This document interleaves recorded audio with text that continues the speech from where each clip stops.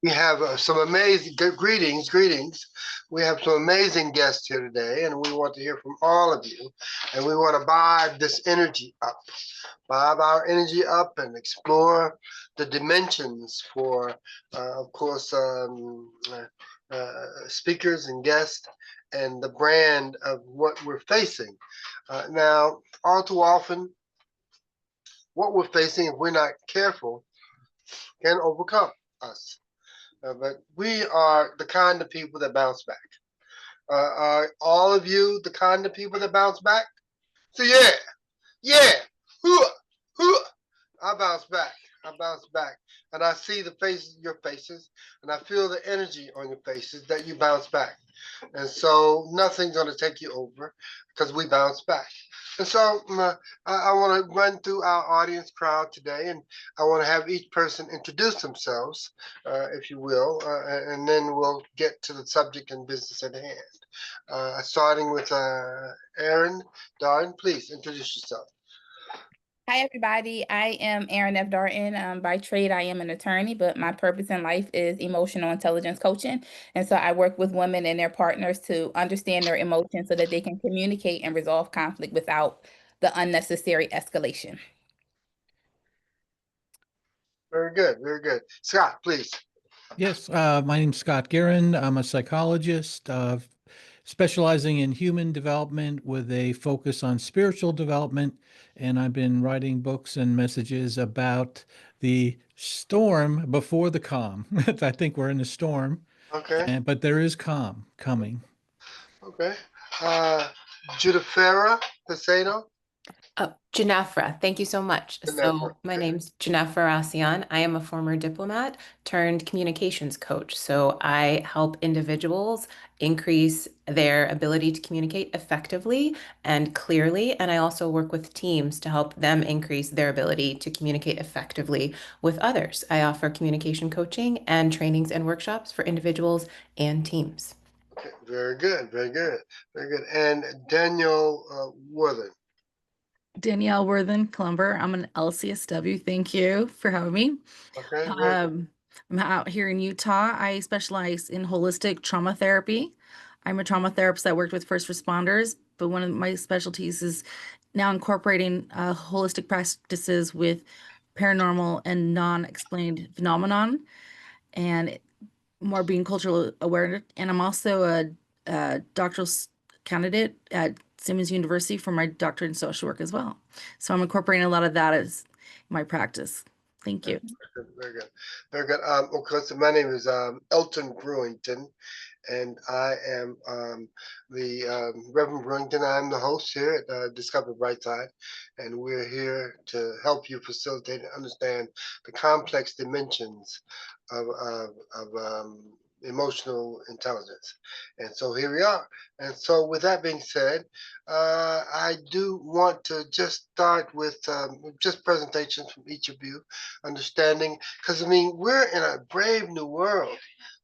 We're in a brave new world, and it's a time that we all become conscious of our intelligence and understanding complex dimensions. So, Aaron, we're going to engage you out first, if you'll kind of move into that with us. And here we go. Okay, there, please. All right. So hi, everybody. Like I said, I am Erin F. Darton. I am an emotional intelligence coach. And I know that we are here to talk about emotional intelligence. It has sort of become like a hot topic nowadays, which I love, right? Emotional intelligence is about the self-awareness, the empathy, the relationship skills. But I believe that before you can grow in those areas, there is something even more important that is quietly shaping how we experience every interaction, right? And I call this the precursor to emotional intelligence. And so to talk more about this and to show you what I mean, I want to introduce you to Marcus and Tasha. So Marcus, let me share my screen. Can you guys see my screen? Yes. Yeah. Okay. So to show you what I mean, I want to introduce you to Marcus and Tasha. Tasha works from home. The other day, she had a couple of client calls. Then she switched gears. She did some laundry. She picked the kids up from school. She took one of the kids to their extracurricular activities. By the evening, she was back home. She was tired, but she felt productive. Marcus is an attorney. He spent that same day in his downtown office with back-to-back meetings, drafting deadlines, client calls stacked one after another. By the time he got home, he was drained. He walks in, he drops his briefcase, he looks around the kitchen and asks what he thought was a simple question. You didn't make dinner? Now, to Marcus, that's just 4 words. But to Tasha, it didn't feel simple at all. She heard, what I did all day doesn't matter. You might have heard, you're lazy. Someone else might have heard, I can never do enough for him. Or maybe even, if I say something, this is just going to blow up. One sentence, 4 words, but it could be heard 4, 5, 10 different ways, right? And this isn't unusual. In fact, you've probably been in a situation where what was said isn't what was heard. Why does this happen? Why can one sentence land in so many different ways? It's because of what I call your emotional lens. Your emotional lens is the filter you use to interpret your experiences.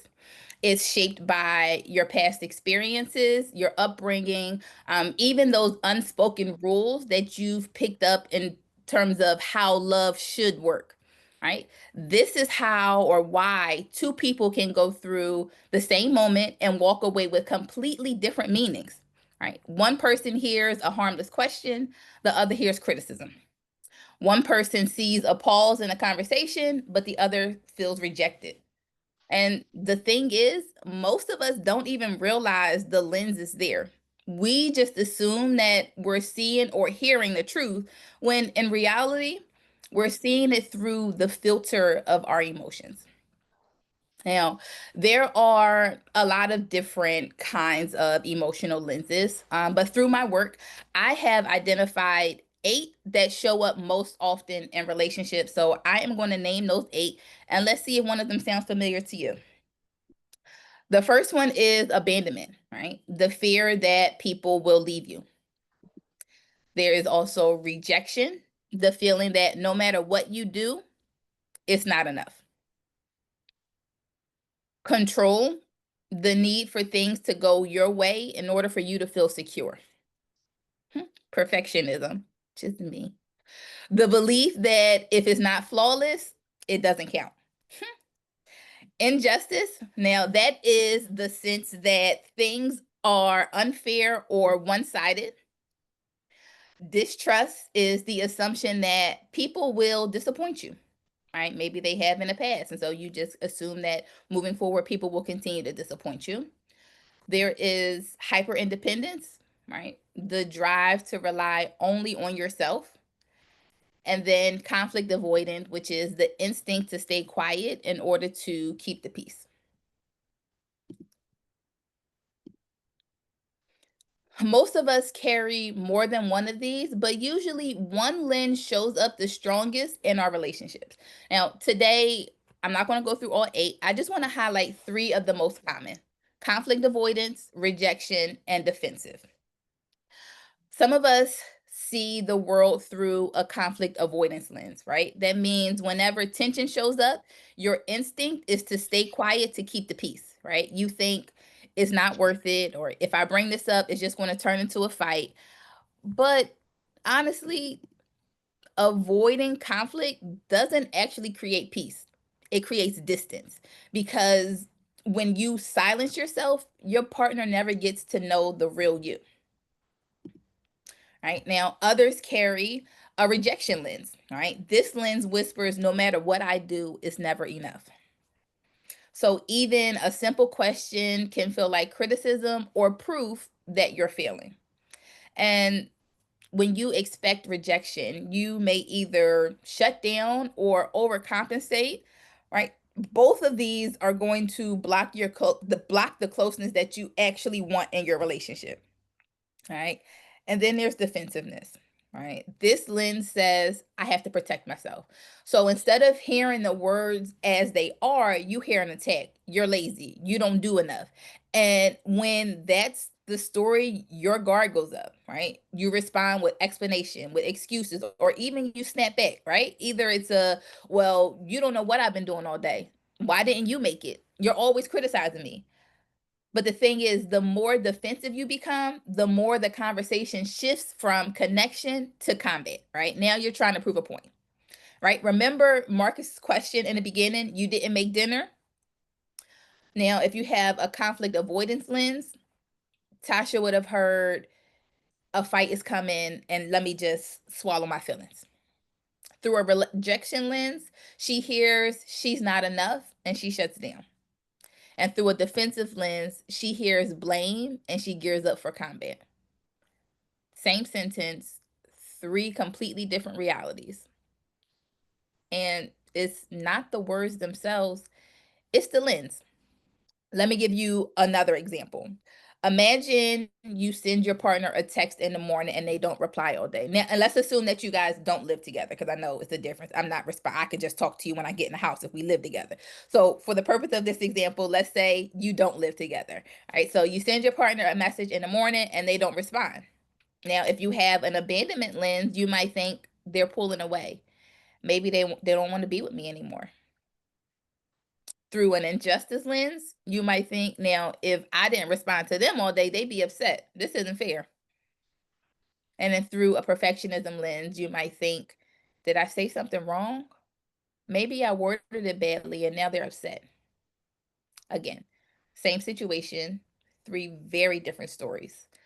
Once again, it's not the silence that creates the conflict, it's the lens. So why am I talking about this? Right? This event is all about emotional intelligence. So why focus on the lens? Because your emotional lens is often the step before emotional intelligence. It's the invisible filter that shapes how you experience your relationship. And here's the danger. When you don't recognize your lens, it can quietly damage your connection. If you're always avoiding conflict, your partner never gets to connect with the real you, or worse, your needs go unmet. If you're always expecting rejection, you start to pull away before they even have a chance. And if you're always interpreting things as unfair, resentment is going to build, and it's going to build until it drowns out the intimacy. Over time, that means more misunderstandings, more arguments about nothing, and less closeness. Not because you don't love each other, but because the lens is getting in the way. See, emotional intelligence is about self-awareness, empathy, and managing relationships. But you can't really grow in those skills until you see your lens. Because if the lens is cloudy, even the best emotional intelligence tools won't land, right? Self-awareness starts with noticing, that's my lens talking.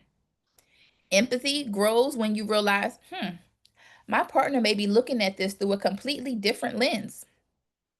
And then relationship management becomes possible when you can respond to what's real and not just what your lens is projecting. This is why I like to start with emotional lenses, because once you know your lens, you can change the story you're telling yourself. And when you change the story, you change the relationship. That's what I do to help people. I help them identify the lens that's distorting the connection and give them the tools to adjust it. So instead of just getting stuck in the same pattern, they can feel seen, heard, and understood. Mhm. So if you are listening and you are thinking like, that sounds like me, the first step is awareness. And we've already started that today. Now, I have also come up with And let me say this before you. This is outstanding, and I like the way you found it and framed this. And I wanted to create an environment where we have really intrinsic dialogue about your perceptions, and as well as other people who'd like to contribute. Is that okay? Yep. So I have just few more, then I have follow-up questions to ask to open the floor. Okay. Okay.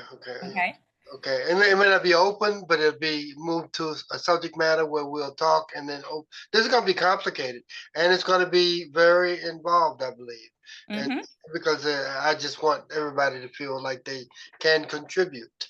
Absolutely.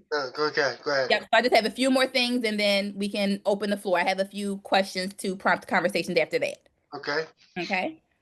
So like I was saying, the first step is awareness. And so we started that today. As I listed the 8 different emotional lenses, you probably started to think like, maybe that one is me, or maybe this one is me. And so I have created a self-guided self-assessment to help you discover your emotional lens in more depth. Right. And so if you scan that QR code on the left, it's my left, I think it's your left too.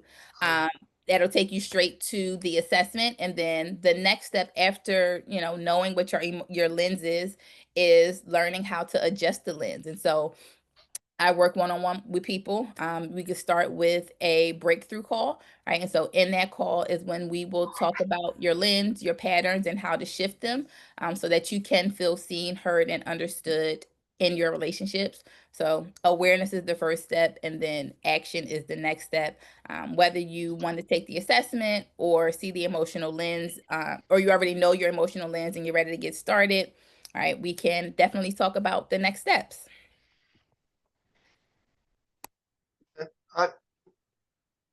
Yep. That's good. We're good. Yes. Okay.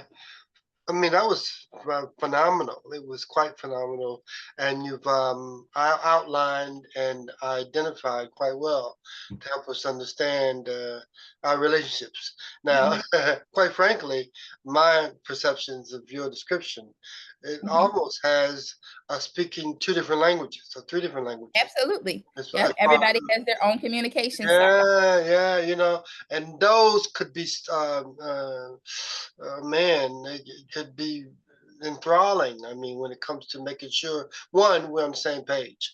I mean, because if there are some issues and emotions that are being communicated that I or you or we may not even be aware of, and we all have to come to the same platform to make sure we're communicating honestly.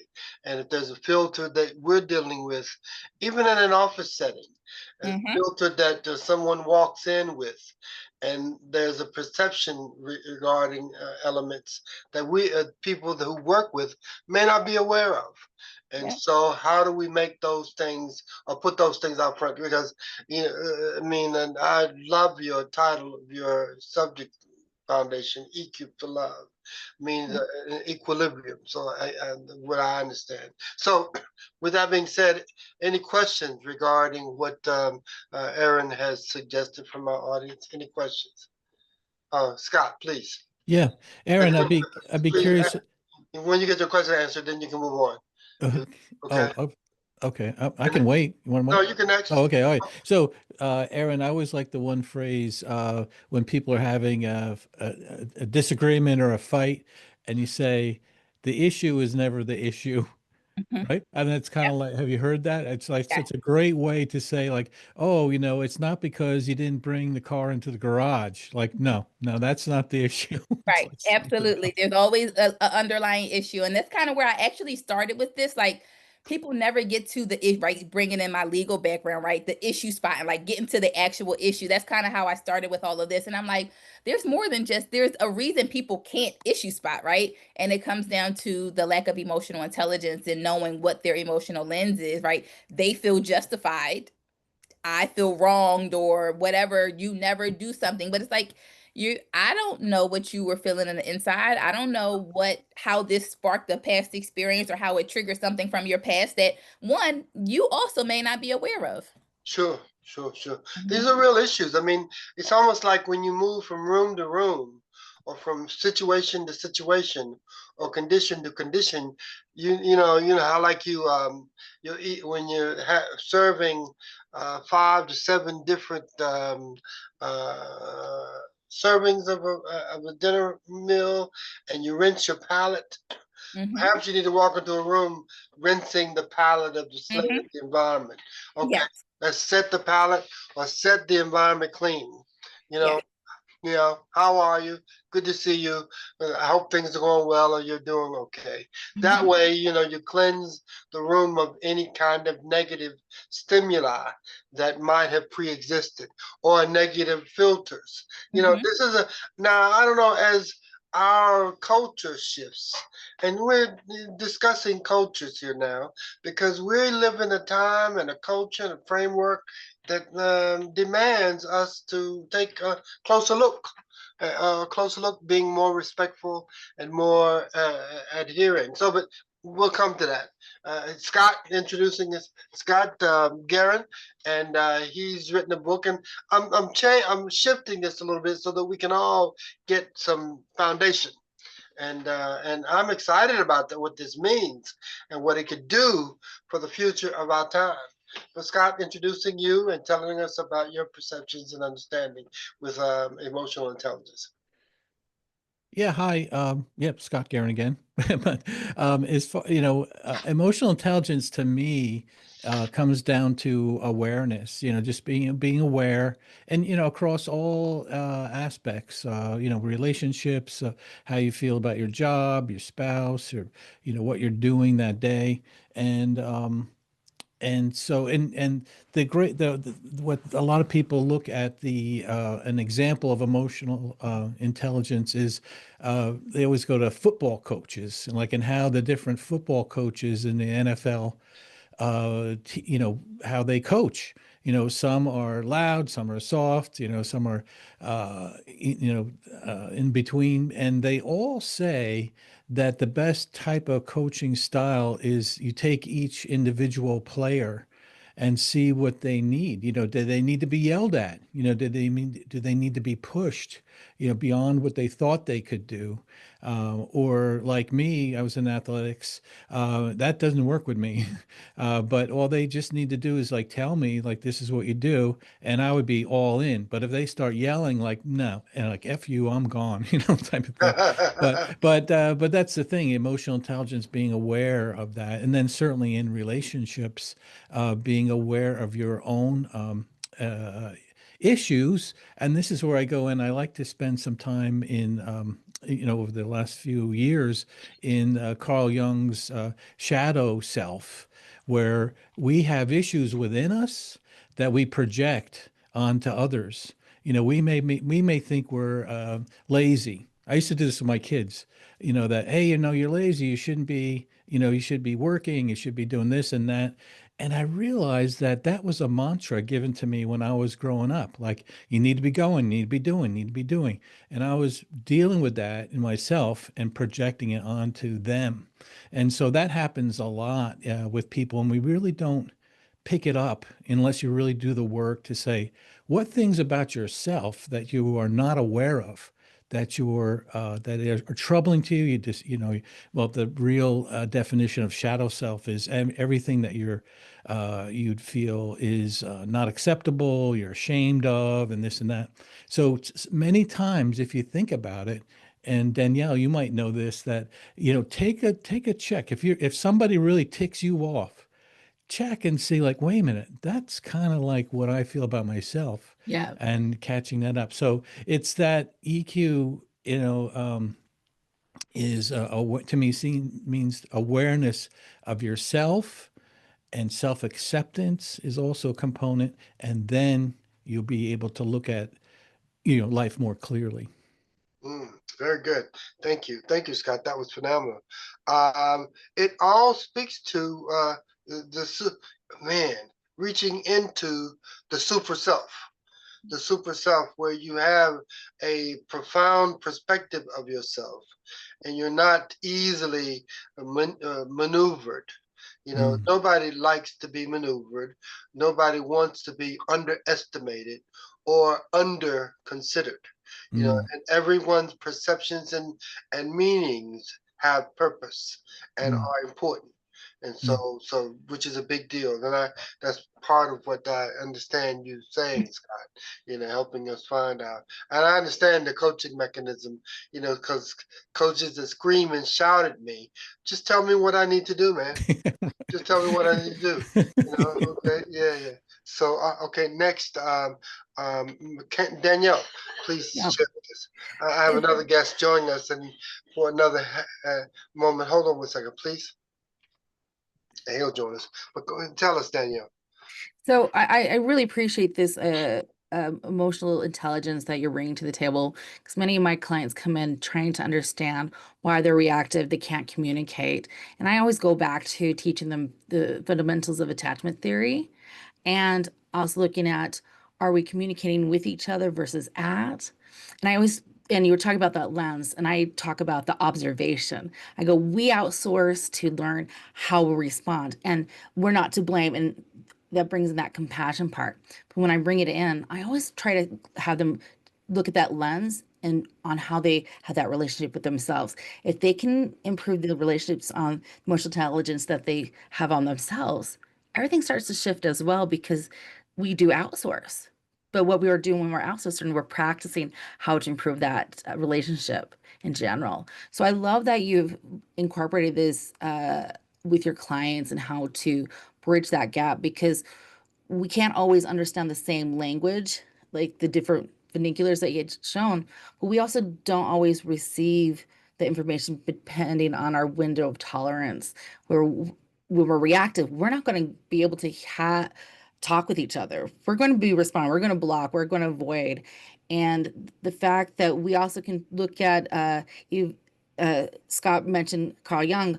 I like to bring in Erickson's stages of development and seeing where these things happen, where we've had a trauma response and how that's impacted us too. So I look at attachment theory with that communication, the emotional intelligence, and how we respond with our traumas as well, and how that saturates our nervous system. So it just keeps feeding that dialogue, that lens that you are talking about. So I appreciate that. Yeah, and so Very when I do this, but when I've done this presentation before, like in my membership community, we did spend a lot more time on attachment style, but that is like a whole nother thing. So I just took it out because I'm like, I don't want to distract people. Let's keep it surface level for now. But there is a part of this where I do talk about how your attachment style, dictates your emotional lens, your past relationships, and I actually make them work through it. Like, take the assessment. What's your attachment style? Now, how does that affect what you hear? Or at what relationship did you start thinking these things or how things should go? So yes, attachment style is usually a part of this for me. I make a joke with my clients about the goal is the healthy attachment style. And I'm like going, if you find one, please point them out to me, because I want to pick their brain, because that's the goal, but I've never seen one just right there. Okay, very good, very good. I'm sorry for a second. Alan, could you put yourself out? I don't know if this will be applicable for you. And this, Alan's from the UK, and we were having a call, and we just got sidetracked on a couple of things. But put your speaker on and can we find another time today to have our explosive and more involved dialogue? Alan, put your speaker. Can you speak and tell me? Can we reschedule? I don't know. Can you hear me? I can hear you, yeah. Okay. Can we reschedule our meeting? Right, we've got a meeting on the other day already organized, haven't we? Okay, yes, yeah, that's right, that's right. But I mean, our meeting will be a little more involved, and I'd like to give you the designated time that we discussed. It's like what time is it there? 11? What about what 4:35 in the afternoon? Yeah, 4:30, yeah. Okay. Okay, can we put this to 5:15? Can we leave it to the other meeting we organized? Okay. We were gonna, I was invited to come on earlier, but Right, I remember. So I'll call you back at 5:30, and we'll talk at that time. Okay. okay, Okay. thank you. Thank you, Alan. But you can stick around if you want. No problem. No problem. So what is this meeting? This is on emotional intelligence. It's our conference or dialogue and our speaker forum on emotional intelligence. And you're welcome to stick around. Welcome, if you will. It's going to be outstanding. It is. It's shaping up. I like how it's gearing up. So these speakers are just prepared. Okay. Okay, thank you. Thank you. Thank you. I'll say, Judifera, do you have some comments to make? Janefra, sure, yes, Yeah, let me absolutely. say that right. Janefera? Yes, Okay. just Very, ignore the D. thank Yes. you. Thank you. Okay. Very good. Very Okay, perfect. So I just want to just thank Aaron for starting off with the lenses. When I coach people with respect to communication, the thing that I like to start off with is, are they curious about the individuals that they are communicating with? good. And are they able to not make assumptions about what the other person has said or what the other person meant? And so in order to get to a place where you are able to be curious and you're able to not make assumptions and to ask the questions, they have to have already done at least some work or be open to, what is my lens? I say all of the time, what did they say and what did I hear? And are those two close or are they diametrically opposed, right? So, Aaron, when I saw that you opened it up with what did they say and what did I hear, that's literally it. Because if you're communicating, part of communicating is listening to the other person and then understanding what it was that they said to you. So if your filters, if your lenses are ones where you are defensive, or if you feel the need for control, or any of the other lenses that you brought up, Aaron, that inhibits your ability to communicate effectively because you're not hearing what the other person said, you're hearing what they said through your filters, through your lenses. And so I really appreciated that as it pertains to relationships. I work with a lot of people in professional settings, and those are also relationships as well, right? If you've got a client, if you've got a boss, if you've got a team member, your ability to be curious, which is the start of the framework that I use, hinges on your ability to recognize if you're using a lens, to be some measure of self-aware, to know that you have some triggers or you make some assumptions. And so I think the effective communication piece that I help people with, both individually and in teams, starts with that level of self-awareness. But in order to be able to then examine and communicate effectively, and then be able to even ask yourself, is what they said what I heard? You need to recognize that you have a lens or that you have a filter, and then be able to work through that and then pause. That's usually where I start off with people when you're communicating.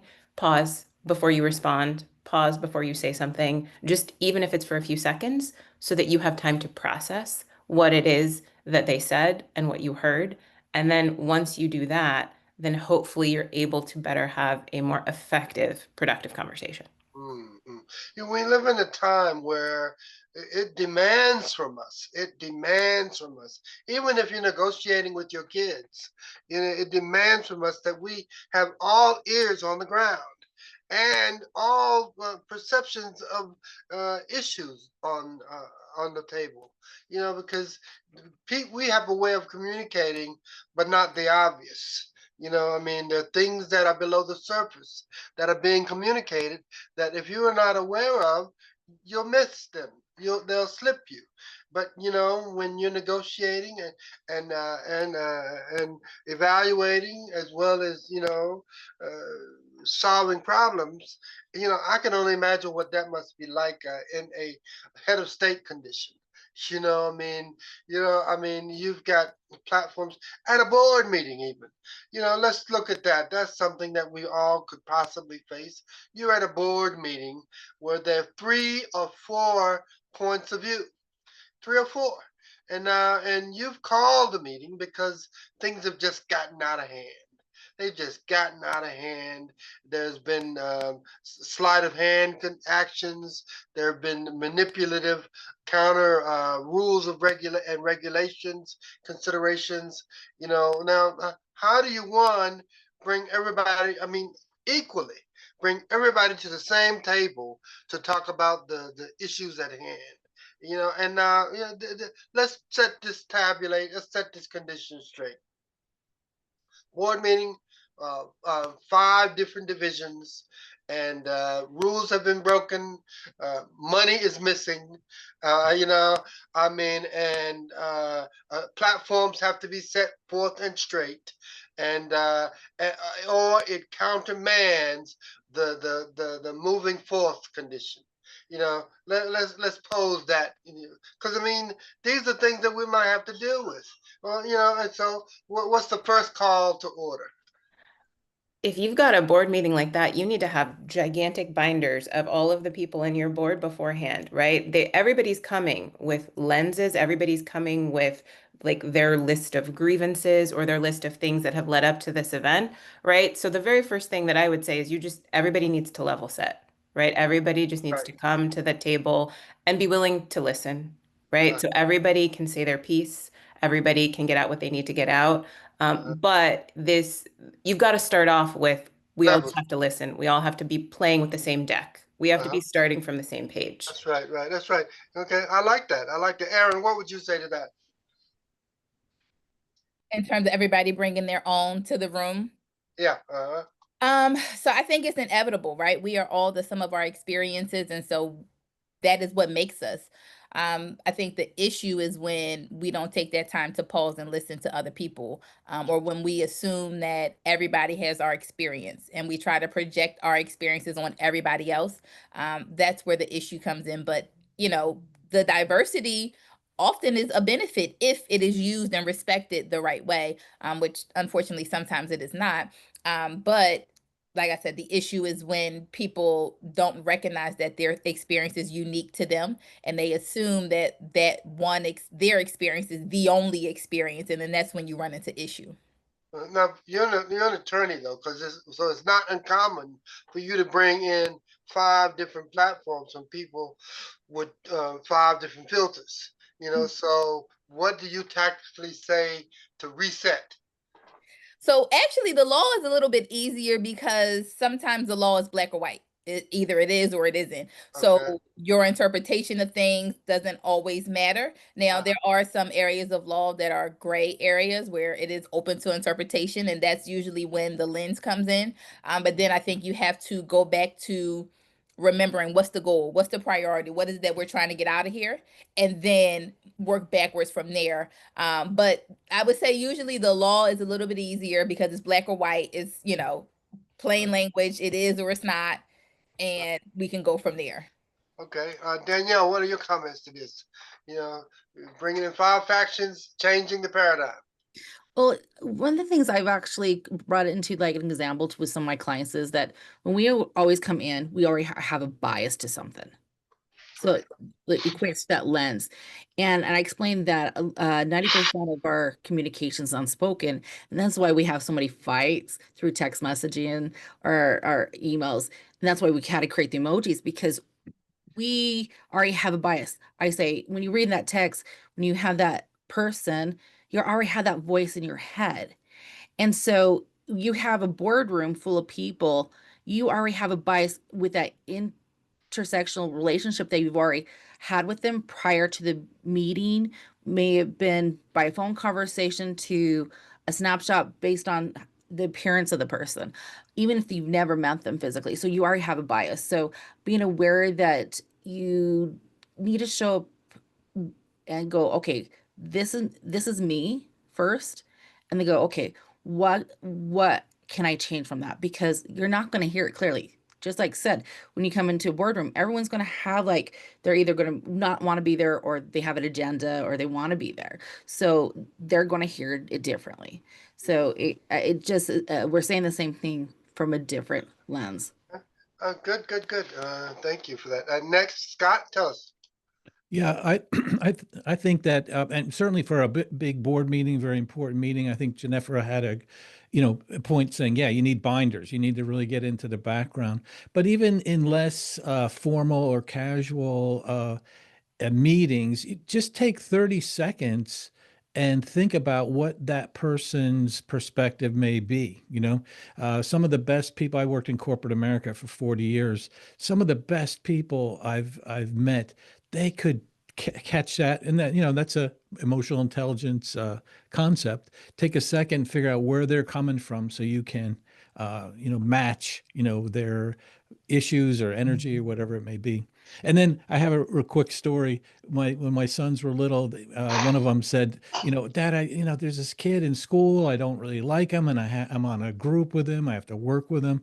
And I said, look, look for something inside them that you really appreciate and like. Just look for that and then go with that. And so like 2 weeks later, he said, Dad, you told me about looking for something in, Johnny that I liked. I said, yeah. And I was ready to hear the answer. And he says, how long do I have to look for it? Sometimes it takes longer than others. Yeah. Anyway, yeah, that's what I had to Yeah. say. So that's amazing. Now, that's quite incredible. Now, what that means to me, though, I mean, I think that this reset deal is a big deal. This is a big deal, and I'm almost to the point where it's a courtroom condition. And so anybody that gives testimony, hey, you got to agree, especially in this environment, you got to agree to tell the truth, the whole truth, absolute truth, and nothing but the truth. I mean, because we live in a world where people, they'll make anything up. You know, I want people to tell me the honest facts and truth, and let us gauge and evaluate according to that. And if that's the realm that we're working with, then we can start the pureness of the moment, and then start to build back and relaxing, honestly, no emotion. Now, the emotional aspect of it, that's a whole new realm. But if we're talking about the truth from a very pure point of view, it could be self-realizing. It could be incredibly self-realizing. So at the end of the day, if we boil the potato down far enough, you'll get nothing but pure potato. you know, Pure potato. Jennifer, okay, tell us what your perspective is. I'm gonna get it right. Give me a little time. I'm gonna get it right. Okay, but tell us, please. No, you got it right that time. My perspective on the boiling of the potato, my Uh-huh. perspective on Oh, on and just distilling it down. I would say at the end of the day, right? We're talking about emotional intelligence. I group it into two buckets: your awareness of yourself and your awareness of others. Your right. ability to exercise your sort of self-control, your ability to read the room and then to calibrate. So to Scott's story, right? He said how his son asked, "How long do I have to look?" It's just Uh-huh. like maybe you're looking for that thing that you admire in somebody else and you can find something, or maybe you don't, but you need to look, right? At the end of the day, right? Like you have to look into yourself, to Aaron's point about your lenses and all of the things and the assumptions that we make.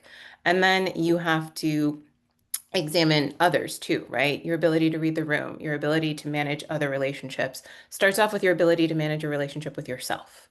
Yeah. So, as we talk about emotional intelligence, that self-awareness piece is key. And then the curiosity and the willingness to listen and be empathetic, right? All of those things together, like it works a little bit if you've got one piece, but for it to work completely, it's holistic. You need all of the pieces.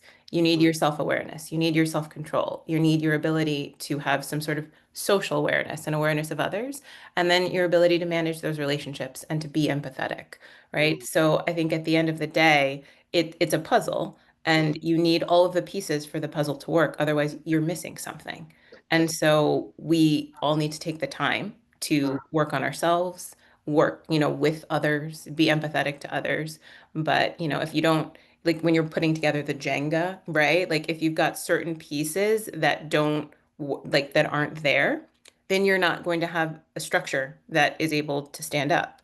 You've got to use the proper pieces and the proper bricks to build it together so that you've got that holistic, emotional intelligence that you can then bring to bear on yourself and on when you're interacting with others as well. Very good, very good. Thank you for that. I say this from the standpoint that if you're looking at you're looking at the entire room and a boardroom meeting. I think the entire boardroom could be fruitfully cultivated when they reach conclusions about, okay, we've discovered that let's just say, actions have been taken that are not fruitful for the entire production of the group. Okay, and now we've corrected those actions from the standpoint of following particular protocols. From now on, this will be done, that'll be done, this will happen, that will happen.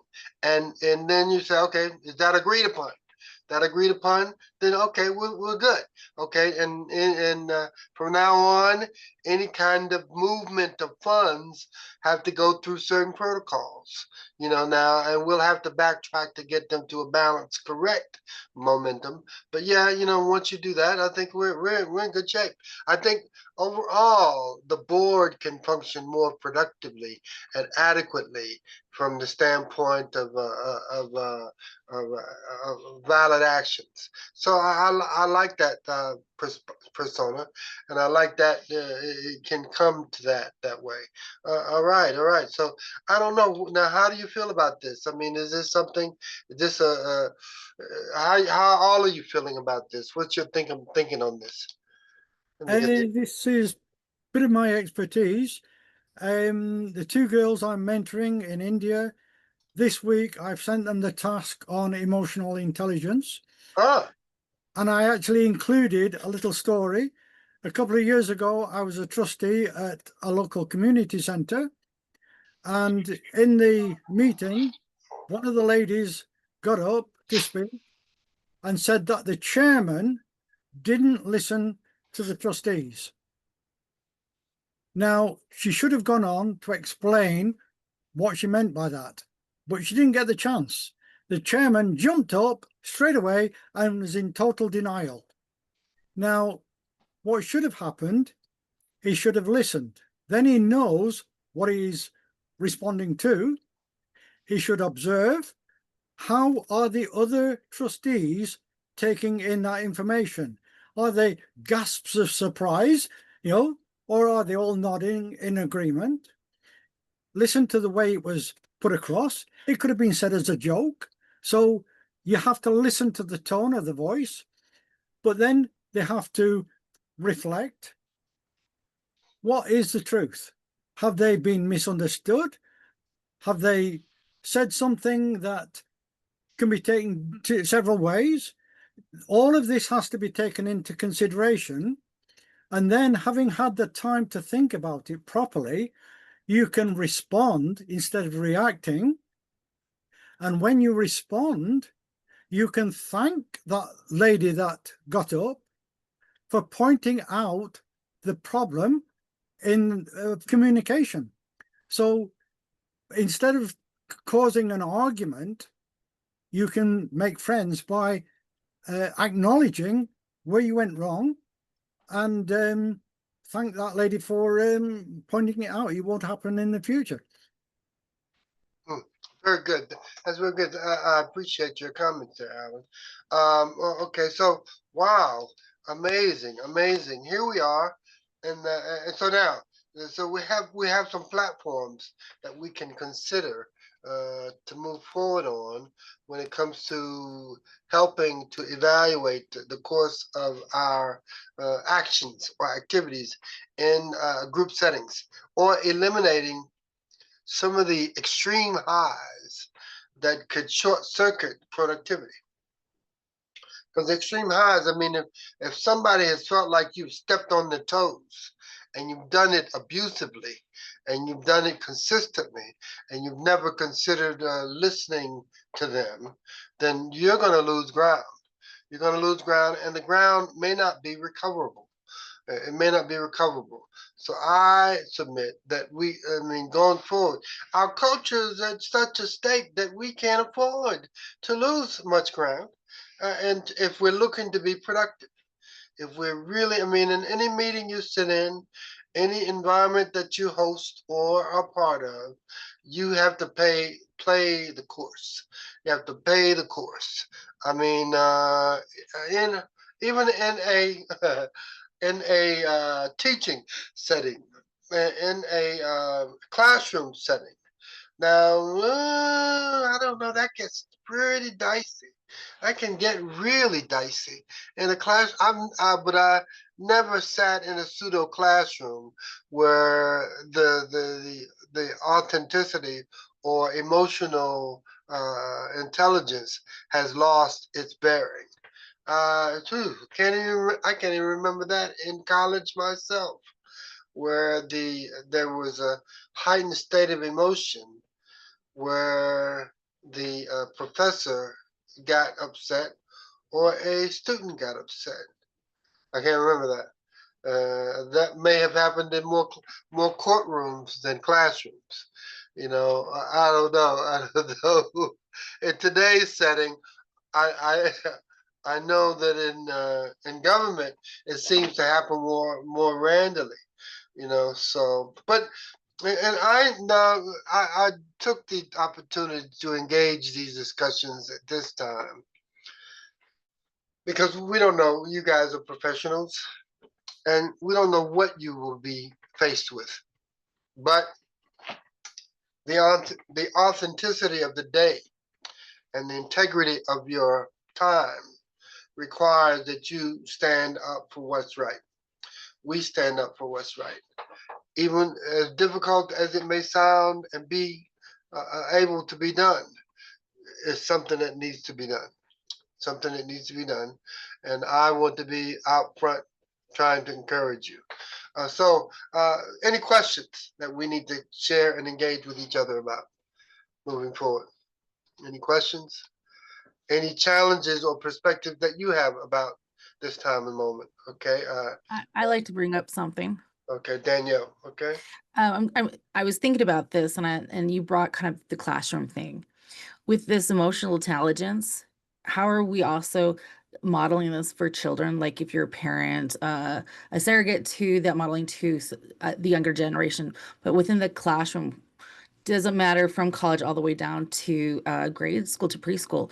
These emotional challenges can actually be taught through the modeling of how they interact on the playground and that lens, and having the simple breakdown of what did you see, what did you see others see, and what is actually the truth of what you're understanding that you're with the younger generation, you're actually working through the core beliefs that are being instilled through that attachment through their parents and how they interact in that communication. So the fact that Aaron's doing this with individuals, this is and Scott brought in the point too, is like we're interacting with everybody, and these are the relationships.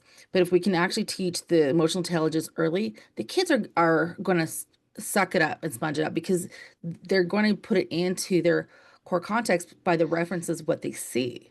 And if they only know it one way, that's where you get that dialogue where Scott brought in. It's like, you should do it this way.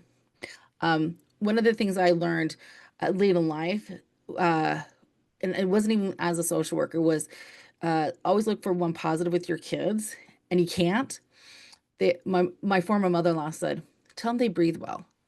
As long as you're breathing, you have some control. And I was like, I've told adult clients this, and they start laughing because they know who they're going to use that with. And so instead of having to look for that commonality that they like, give it positive in there, because then all of a sudden you just change the frequency of that lens that you're addressing. Now, I'm going to say this, and I have to be very careful about how I say it. Daniel, you're a perfect example. I mean, here we are, and I don't know how to put this. Should I?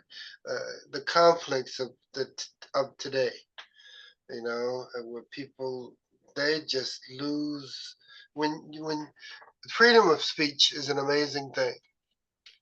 Being able to tell somebody how you feel and not have to face retribution is a big deal. Meaning that you may not agree with me. You may not agree with me, but and then at the end of the day, it's okay that you don't agree with me. It's okay that you don't agree with me, but it is more important that I have the right to share with you how I feel. That's awesome, man. Tell me how you feel. Tell me how you feel. Tell me what's on your mind. Talk to me. Talk to me. Share with me. I'm trying not to be disrespectful. I'm trying to be all ears. And I'm trying to see more than what you say. And it goes back to, and I love that you said, let me hear what you feel, because one thing we have in common, we may not have the same perception of the idea or lens or experience or references. References are the best thing. It's like we have references, but they're not always clear references. But the emotion connection is actually authentic. That is the real part. And that goes back into how we respond. And Aaron's emotional intelligence explanation is, why are we, based on that emotion, what is that reference tied to? And that could be go to that core belief, the attachment style and everything, and that dialogue. So yeah, freedom of speech is appropriate, and it's appropriated in the right context. But when we get down to it, it's like we're all being responsive, or we're all reactive, and we're all compassionate of whatever that response is. And then we go, okay, pause, just like everyone said, pause, let the information come in, because that might actually shift that lens Sure. and that emotion, but the emotion's still authentic to the current moment that you're dealing with. Oh, awesome, awesome. That's said well. That's said well. So then, at the end of comments, at the end of criticisms, okay, let's just take a deep breath. Take a deep breath. Take a deep breath. Take a deep breath. Now, please, let's engage. Let's engage. To do the tough thing, to do the difficult thing, to do the challenging thing, to do the face up in your face thing. You know, I mean, the heads up. I know you don't like the way my hair looks. I know you don't like the color of my skin, and I know you don't like, what I just said. But tell me, how would be the more appropriate way for you to share that with me, or for us to discuss it? For us to discuss it in a way that can be valuable, that could be productive and challenging. The tough thing.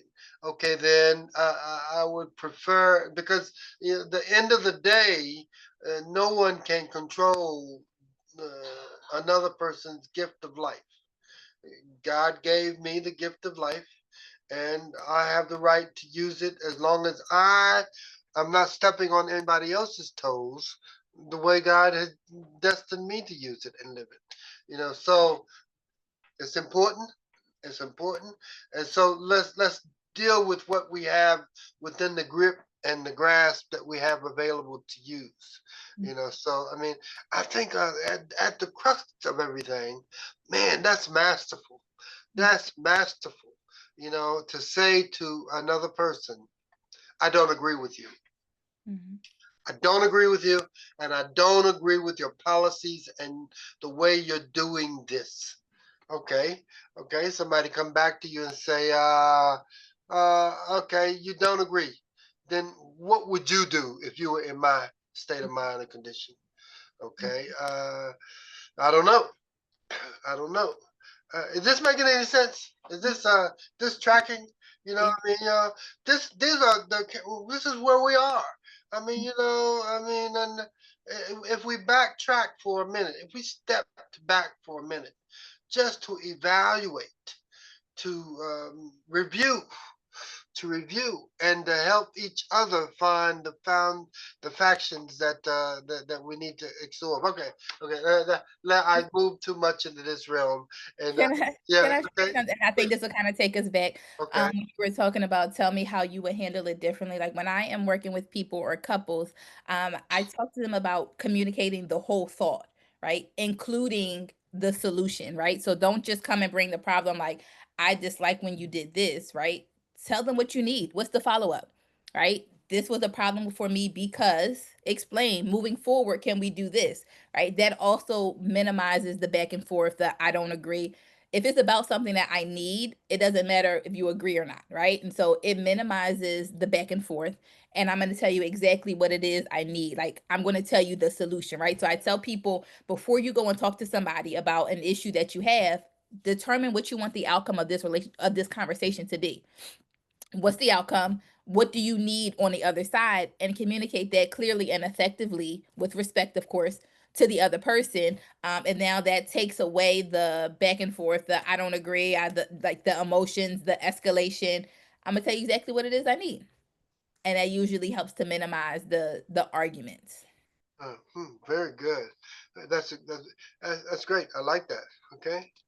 All right. So it's synchronizing now. Synchronizing now. Anybody else have comments, criticisms, or perspectives about this in the dialogue here? And I pray that something here is said or done that gives us a foundation to move forward. And also, each of you, we all have a specific role to play. We all have a specific role to play. We have work that needs to be done. We have work that needs to be done, and we are the ones to do it. So, comments, criticisms, anybody. Okay, Scott. Yeah, the one thing I thought about was, in the Christian tradition, Jesus said, "Love your neighbor as yourself," which sounds great, and is good. But sometimes I wonder, like, maybe that's why the world is in such a mess, because so many people hate themselves. Maybe They don't accept them. They don't accept themselves. They don't know how to give themselves a break. They have anger, and then they just extend that out. So I think a lot of the core issues are getting to the point where you love and accept yourself, and then you extend that to others. Okay. Wow. Well said. Or either, and I know we have to probably backtrack, either or that everyone's struggling to be heard, struggling to be heard. But when you get to be heard, you have nothing to say. I need you to hear me. I need you to hear me. And then when you get in a position where people can hear you, you have nothing to say. Yeah. That ain't no good.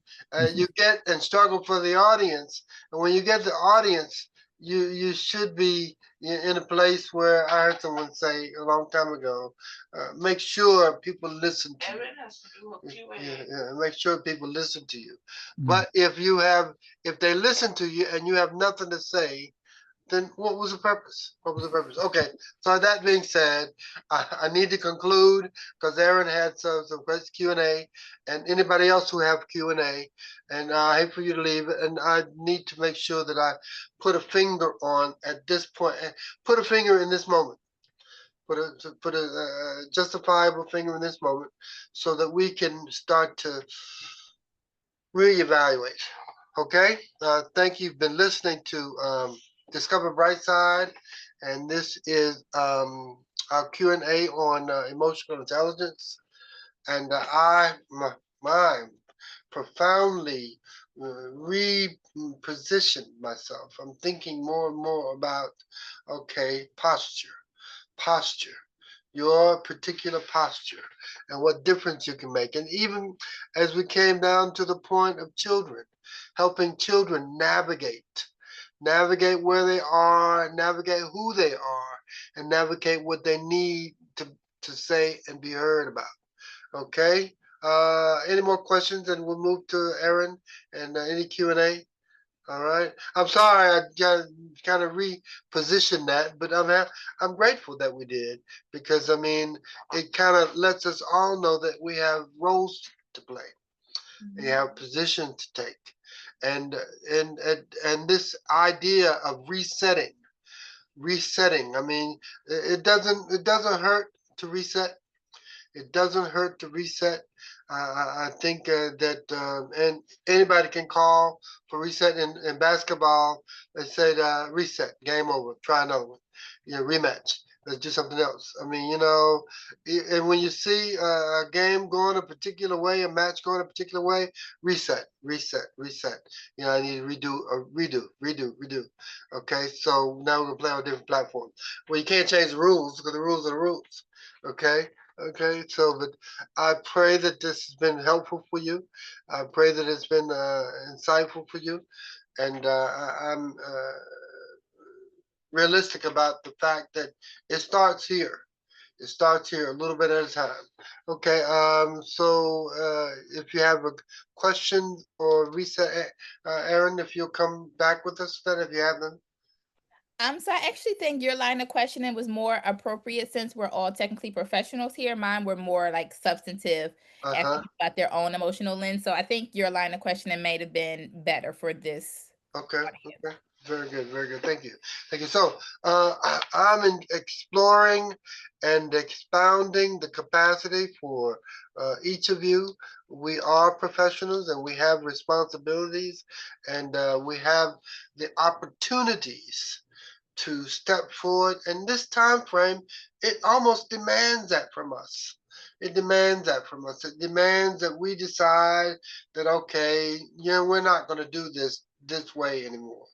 We're going to do it this way. We're going to do a reset, with, an oath condition where we swear by oath and we put the potato in the water. We start to boil the potato down.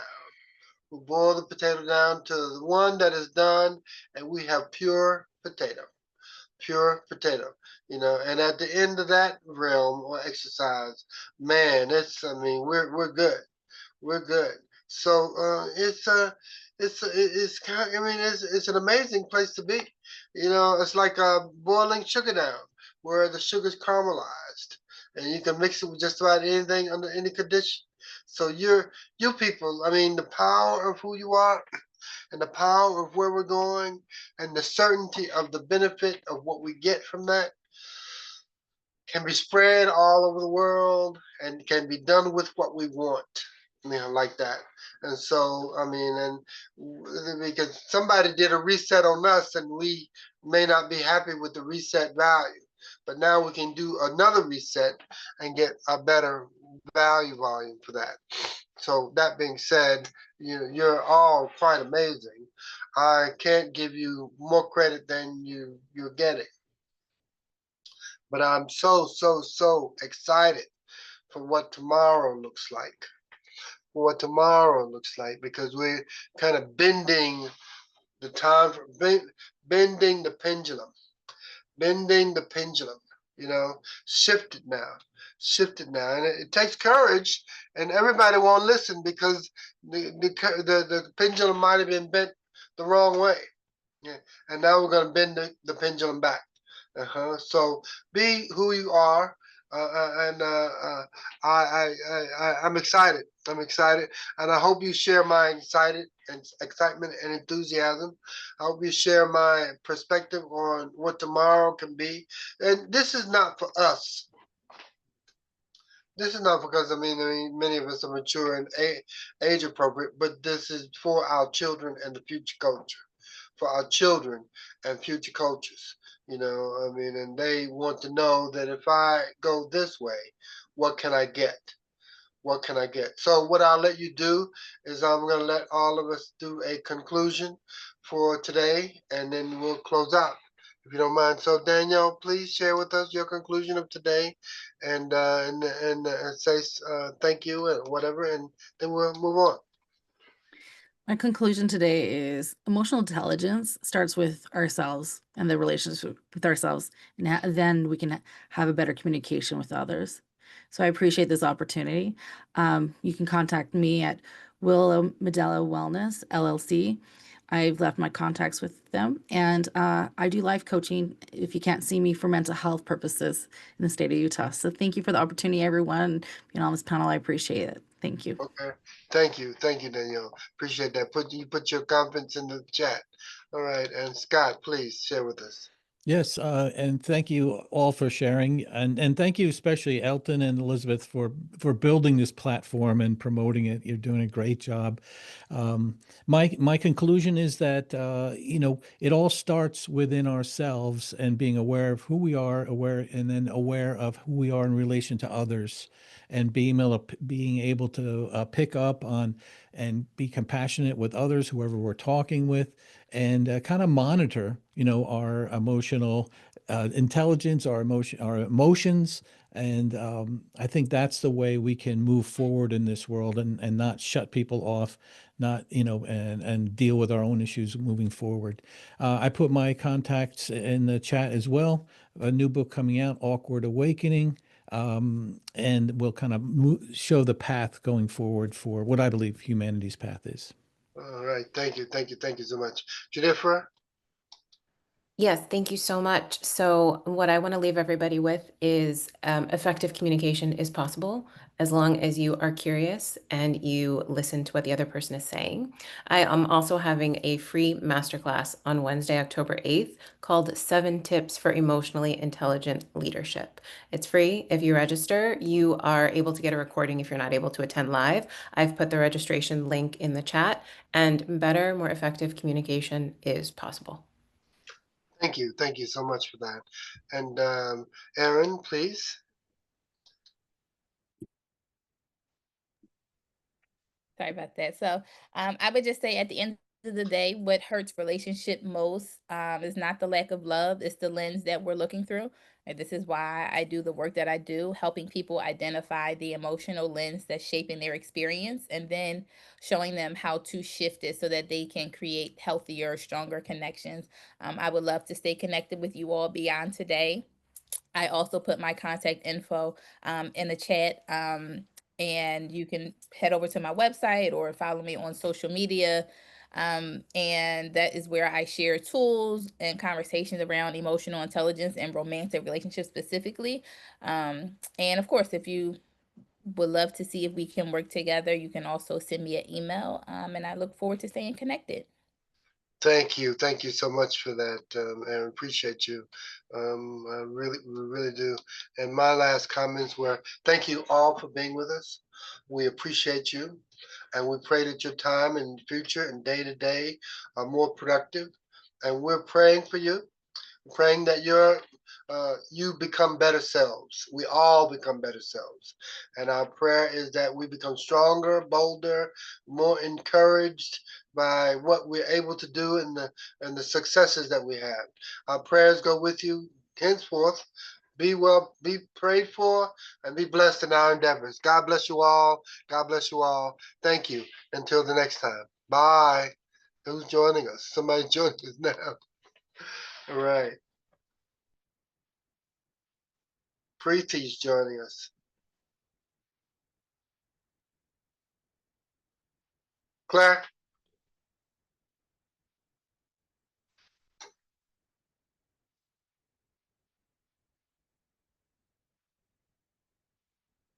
Hello, Preeti. You just see that you joined us. We were just signing off. Thanks for being with us.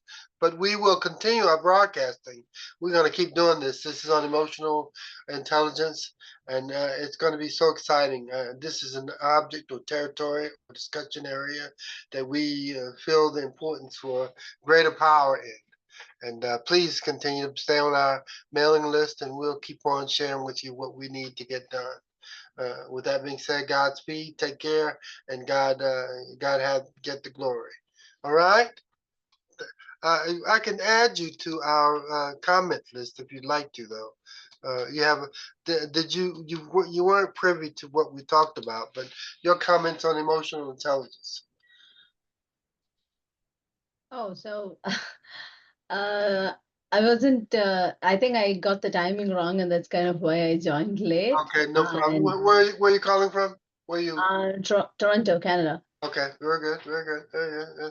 Oh no, it's okay, it's okay. We've had a whole session on it, and people were engaged, and we had different perspectives, and you could probably chime in to listen to what people said and what we engaged to deliver and present.